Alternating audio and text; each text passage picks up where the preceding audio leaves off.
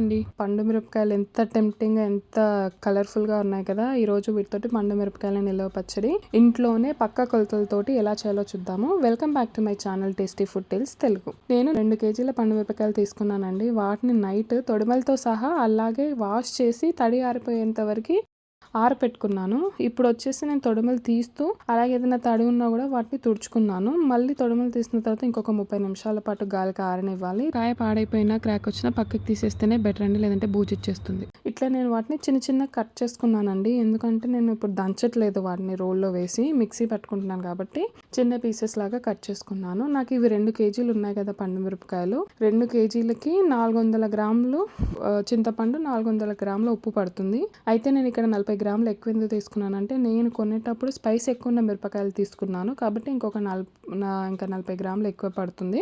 మీరు తీసుకునేటప్పుడు మీకు ఐడియా ఉంటుంది కాబట్టి అది చూసి తీసుకోండి. అలాగే చింతపండులో ఈనెలు విత్తనాలు లేకుండా క్లీన్ చేసుకొని పక్కకు పెట్టుకోవాలి. ఇప్పుడు మసాలాలు పట్టుకుందాము. పచ్చడికి 2 స్పూన్ల జీలకర్ర వేసుకున్నాను, 1 స్పూన్ ఆవాలు వేసుకున్నాను, అలాగే 1/2 స్పూన్ మెంతులు వేసుకున్నాను. వీటిని దోరగా వేయించుకొని ఇట్లా పౌడర్ చేసుకోవాలి. అదే మిక్సీలో పండు మిరపకాయలు కూడా వేసుకొని కచ్చా పచ్చాగా 2 పల్సులు వచ్చేంత వరకు మిక్సీ పట్టుకోవాలండి. మరి పేస్ట్ లాగా చేసుకుంటే బాగోదు నాకైతే. మీకు ఒకవేళ లేదు అలాగే బాగుంటుంది అంటే మీరు చేసుకోవచ్చు.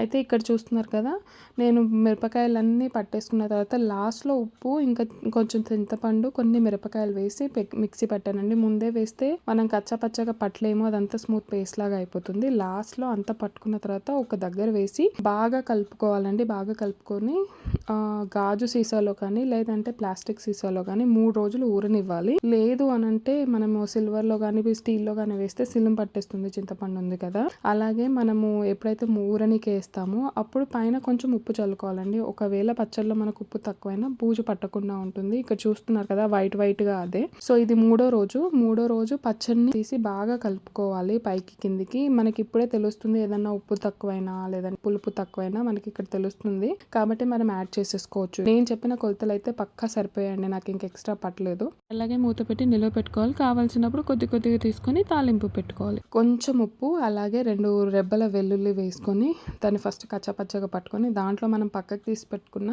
పచ్చన్నంతా వేసుకొని ఒక 2 పల్సెస్కి తిప్పాలండి. ఇది మరీ కచ్చాపచ్చగా ఉంది కదా, కొంచెం స్మూత్ పేస్ట్ పచ్చడి లాగా చేసుకుంటే బాగుంటుంది. సో ఇక్కడ చూపిస్తున్నాను కదా, ఆ కన్సిస్టెన్సీ తోటి మనం మిక్సీ పట్టుకుంటే సరిపోతుంది. నేను ఇక్కడ ఉప్పు కూడా ఎందుకు యాడ్ చేశానంటే తాలింపు వేస్తాం కదా, మనకు కొంచెం తక్కువైపోతుంది. మీకు కరెక్ట్ సరిపోయింది అని అంటే మీ టేస్ట్కి తగ్గట్టు మీరు యాడ్ చేసుకోవచ్చు. ఎల్లిపాయలు అయితే కామన్గా యాడ్ చేయాలి. జీలకర్ర కూడా ఆప్షనల్ అండి, నాకు ఆ ఫ్లేవర్ నచ్చుతుంది కాబట్టి నేను యాడ్ చేశాను, లేదంటే మీరు అవాయిడ్ చేయొచ్చు. దీన్ని మరీ నేను పేస్ట్ లాగా పట్టలేదు, అలానే మరి బరగ్గా కూడా ఉంచలేదు, మనకి కలుపుకునేటప్పుడు తెలుస్తుంది. ఇప్పుడు ఈ పచ్చడికి మనం తాలింపు పెట్టుకున్నామండి. తాలింపుకి వచ్చేసి ఏ ఆయిల్ అయినా వాడచ్చు. నువ్వుల నూనె, పల్లి నూనె, ఇంకా కుసుమ నూనె అంటే సన్ఫ్లవర్ ఆయిల్ ఏదైనా వాడచ్చు. నేను సన్ఫ్లవర్ ఆయిల్ వాడాను రెగ్యులర్గా కుకింగ్ ఆయిల్. నువ్వుల నూనె, పల్లి నూనె అయితే ఇంకా టేస్ట్ ఎన్హాన్స్ అవుతుంది. అంత నూనె పడుతుందా తాలింపుకి అంటే పడుతుందండి. నిల్వ పచ్చడి కదా, నూనె ఎక్కువ వేసుకుంటేనే టేస్ట్ మారకుండా ఎక్కువ రోజులు స్టోర్ చేసుకోవచ్చు ఫ్రిడ్జ్లో పెట్టకుండా. సో నూనె వేగిన తర్వాత ఒక గుప్పెడు పొట్టు తీసిన వెల్లుల్లిపాయలు వేసుకున్నాను. కొంచెం అలా ప్రెస్ చేసుకుని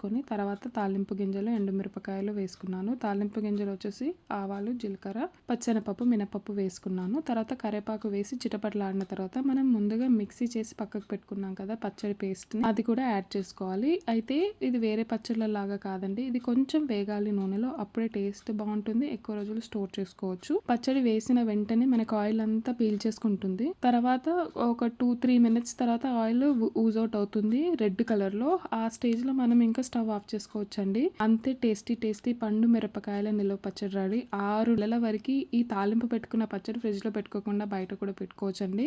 అదే మొత్తం పచ్చడి అయితే మనకి 2 సంవత్సరాల కంటే ఎక్కువే ఉంటుంది. మీరు ఖచ్చితంగా ట్రై చేయాలండి. ఫీవర్ వచ్చినా లేదంటే నోరు బాగాలేకపోయినా ఈ పచ్చడి వేసుకొని తింటే అంతే టేస్ట్ బడ్స్ అన్ని యాక్టివ్ అయిపోతాయి, అంత బాగుంటుంది. నేను పచ్చడి అయిపోయిన వెంటనే దాన్ని గాజు సీసాలో స్టోర్ చేశానండి. అప్పుడు కొంచెం పచ్చడి మిగిలితే ఇలా వేడివేడి అన్నంలో నెయ్యి పోసుకొని పచ్చడి కలుపుకొని తిన్నాను. టేస్ట్ సూపర్ ఉంది. ఖచ్చితంగా ట్రై చేసి మీకు ఎలా కుదిరిందో నాకు కమెంట్ చేసి చెప్పండి. ఈ వీడియోకి ఇంకా ఎంత వీడియో కనుక మీకు నచ్చినట్లయితే లైక్ చేయండి, షేర్ చేయండి, సబ్స్క్రైబ్ చేయండి, పక్కనే ఉన్న బెల్ ఐకాన్ని క్లిక్ చేయండి.